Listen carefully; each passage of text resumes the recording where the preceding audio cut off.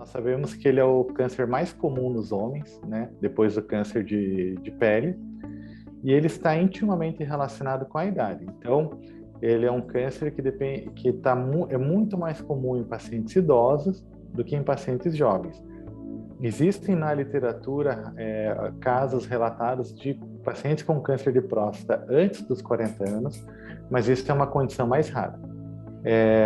A Sociedade Brasileira de Urologia e as sociedades europeias recomendam o rastreio do câncer de próstata a partir dos 45 anos. Quando nós temos um paciente com fator de risco para câncer de próstata, principalmente pacientes que têm parentes de primeiro grau, como pai ou irmãos com câncer de próstata, a recomendação é que o rastreio se inicie a partir dos 40 anos. Via de regra, antes dos 40 anos é extremamente raro.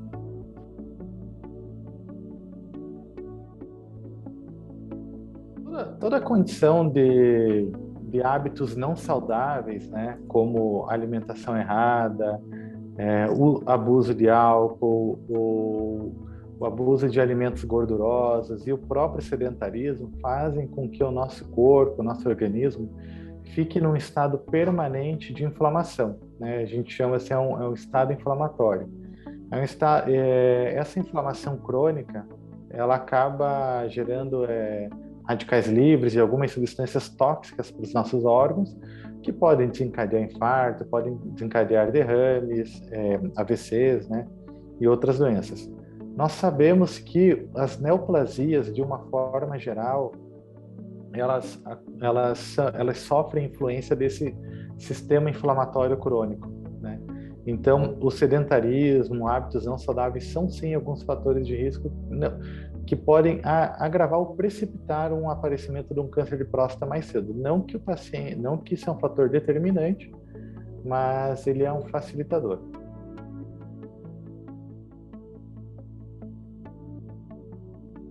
Essa é uma excelente pergunta, tá? Porque nós temos que diferenciar algumas das situações, né, das doenças prostáticas.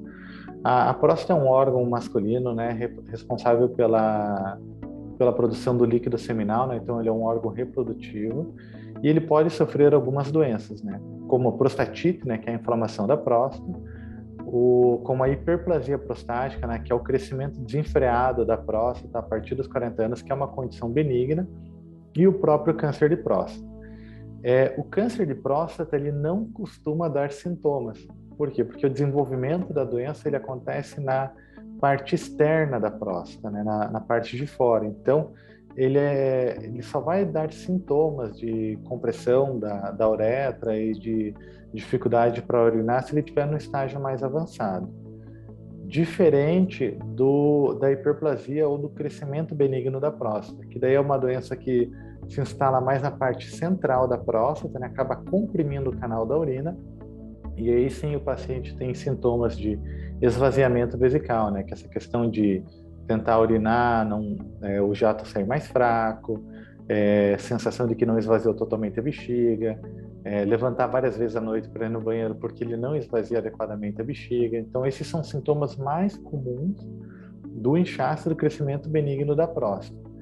O câncer de próstata é um pouquinho mais raro de acometer esses sintomas. Por isso que a prevenção do câncer de próstata é mais importante, porque como ela não dá muitos sintomas, a gente tem que tentar fazer a busca ativa e tentar diagnosticar isso de forma mais precoce.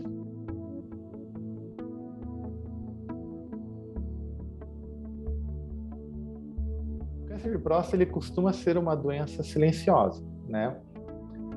A partir do momento que a doença vai se desenvolvendo, ela é silenciosa na sua maioria do seu tempo de vida, né? Então, o câncer de próstata ele passa mais ou menos 2/3 da atividade dele de forma silenciosa, sintomática, e o terço final, que é quando ele já está no estágio mais avançado, aí sim que ele costuma dar sintomas.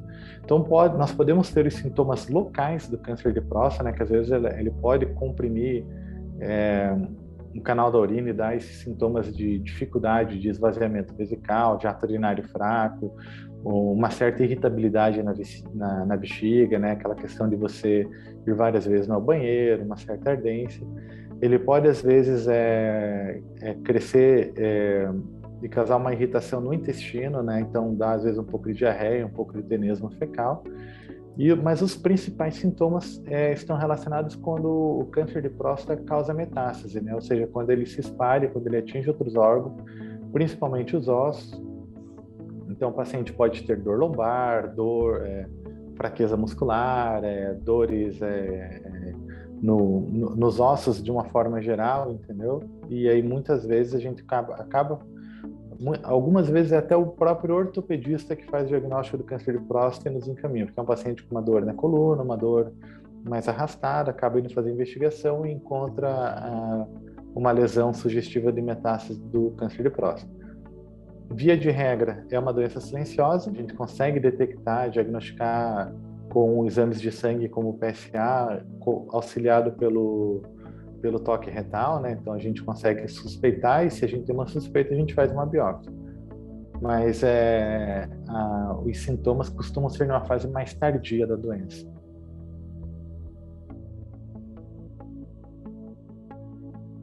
O câncer de próstata em si, ele não costuma, a doença em si, levar a um problema de disfunção erétil, de impotência sexual. Acontece que a próstata ela é um órgão sexual, né? Então ela envolve o canal da urina e ao redor dela, né, junto da próstata, passam os nervos que vão em direção ao pênis, né? Que são nervos responsáveis pela ereção, né? Que é o feixe vasculonervoso. E alguns tratamentos para o câncer de próstata, como a cirurgia de prostatectomia radical, onde você tem que tirar a próstata, mesmo que você tente fazer uma preservação desse nervo, ou então a própria radioterapia, que vai emitir radiação em cima da próstata, podem sim afetar esse feixe vasculonervoso, né, esses nervos da ereção.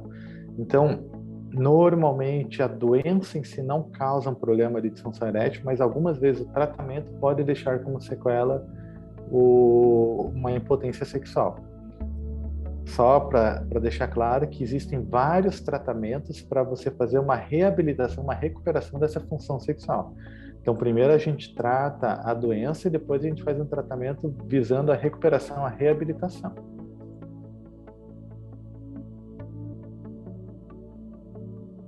O câncer de próstata diagnosticado de forma precoce, com uma doença local, sem ela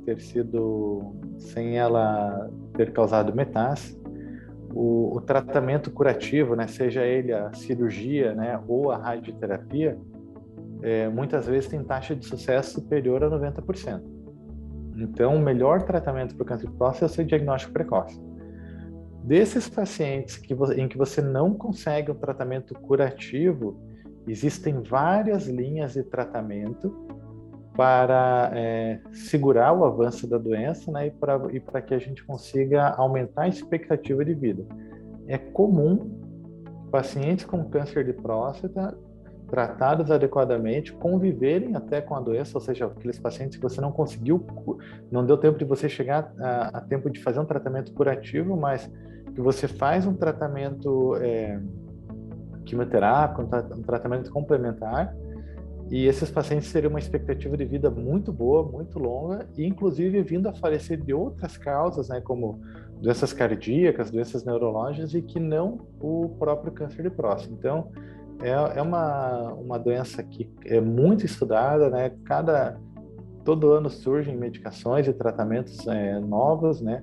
Principalmente para esses pacientes em que você não conseguiu a cura, né, no primeiro momento, e que você quer um tratamento para aumentar a expectativa de vida dele.